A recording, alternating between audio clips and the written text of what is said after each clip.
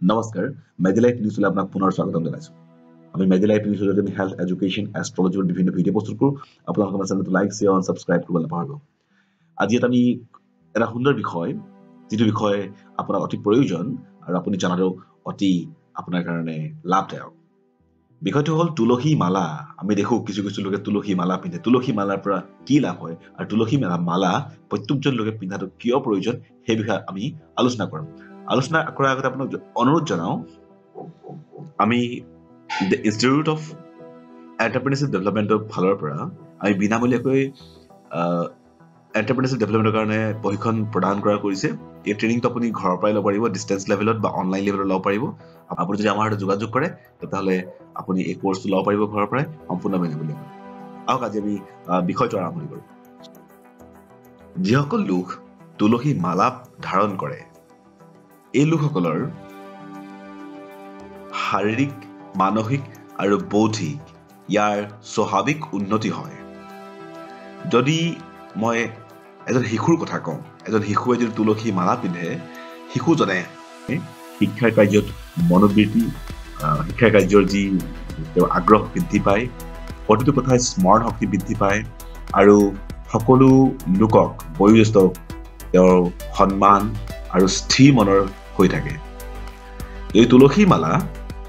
এগৰাকী উঠি অহা ছোৱালীয়ে পিন্ধে দেখিব তাইৰ মানসিক অৱস্থা তাইৰ শাৰীৰিক অৱস্থা স্থিৰ হৈ থাকে বিভিন্ন শাৰীৰিক আৰু যি অসুবিধাত ভোগ কৰে সেয়াও স্থিৰ হৈ থাকে আৰু এক সুস্থিৰ ৰূপত তেওঁ সময় পাৰ কৰিব পাৰে যদি এগৰাকী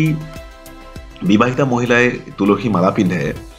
আপুনি দেখিব তুলসী মালা ধাৰণ কৰাৰ কাৰণে মহিলাগৰাকীৰ যি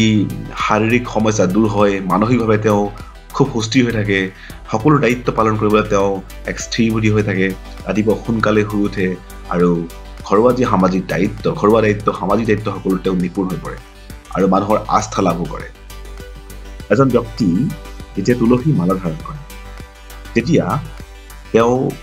যি এক্টিভনেছ জীৱনটোৰ যি লক্ষ্য জীৱনটোৰ উদ্দেশ্য সকলো স্থিৰ হৈ পৰে প্ৰতিটো কামত তেওঁ ছাকচেছফুল লাভ কৰে আৰু যদি কিবা কাৰণে আনছাকচেছফুল হয় তেওঁ অস্থিৰ হৈ নপৰে ঘৰুৱা শান্তি বিৰাজ হয় আৰু মৰম চেনেহ অটুট থাকে এতিয়া ধাৰ্মিক কাৰণত যদি আমি চাওঁ দেখিব আপুনি যিসকল লোকে